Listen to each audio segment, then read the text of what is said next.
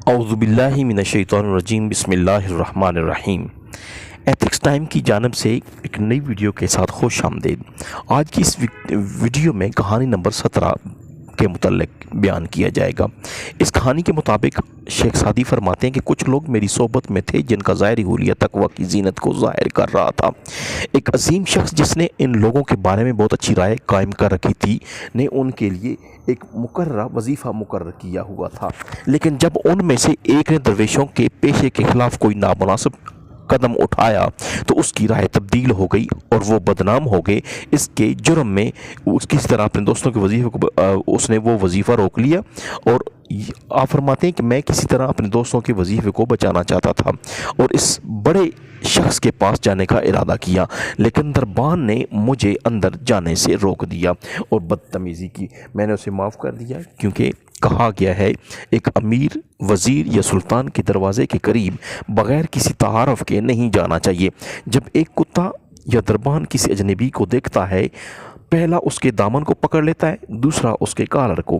جب ان لوگوں کو جو کسی بھی وقت اس بڑے شخص کی موجودگی میں جا سکتے تھے میرے معاملے کا علم ہوا تو انہوں نے مجھے تعریفی کلمات کے ساتھ اندر آنے کو کہا اور مجھے ایک اعلیٰ نشست دینے کی خواہش کی، لیکن میں نے عاجزی کے ساتھ ایک نچلی نشست لے لی اور اس پر بیٹھ گیا، اور پھر کہا مجھے جو سب سے چھوٹا غلام ہوں غلاموں کی صف میں بیٹھنے دیں۔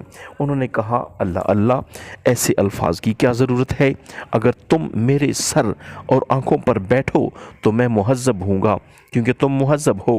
مختصر یہ کہ میں نے ایک نشست لے لی اور ہم مختلف موضوعات پر گفتگو کرتے رہے، یہاں تک کہ میرے ساتھیوں کی غلطی کا معاملہ سامنے آیا اور میں نے کہا میرے مالک نے کیا جرم دیکھا ہے جو سخاوت کرتے تھے کہ غلاموں کو ان کی نظر میں ذلیل بنا دیا؟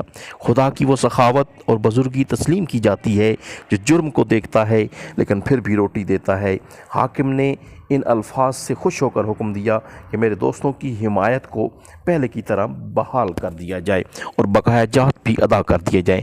میں نے اپنی شکر گزاری کا اظہار کیا، اطاعت کی، زمین کو بوسہ دیا، اپنی جرت کی معذرت کی اور کہا چونکہ کعبہ دور دراز علاقوں سے حاجات کا قبلہ بن گیا ہے، لوگ اسے کئی فرسنگوں سے زیارت کرنے آتے ہیں، تمہیں ہم جیسے لوگوں کی درخواستوں کو برداشت کرنا ہوگا، کیونکہ کوئی پھلدار درخت پر پتھر نہیں پھینکتا۔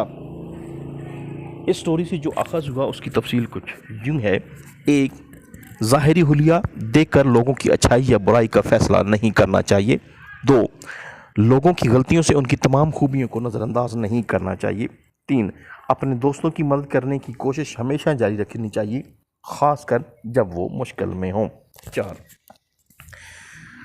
دربانوں یا نچلے طبقے کے لوگوں کے ساتھ بھی عزت و احترام سے پیش آنا چاہیے۔ پانچ، عاجزی اور انکساری کے ساتھ برتاؤ کرنا چاہیے چاہے آپ کتنے ہی بڑے مقام پر ہوں۔ چھ، بغیر تعارف کے اہم شخصیات کے دروازے پر جانے سے پرہیز کرنا چاہیے۔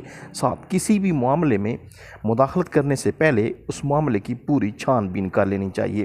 آٹھ، بڑے لوگوں کے سامنے اپنی بات کی عاجزی کے ساتھ پیش کرنا چاہیے تاکہ وہ اس کو پذیرائی دے سکیں۔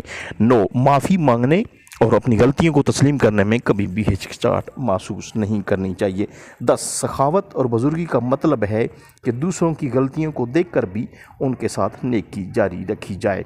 ایک نئی ویڈیو کے ساتھ حاضر ہوں گے، ہمارے چینل کو سبسکرائب کر لیں، کمنٹ باکس میں کمنٹ کرنا نہ بھولیں، لائک ضرور کریں، اور تب تک اللہ حافظ۔ السلام علیکم ورحمۃ اللہ وبرکاتہ۔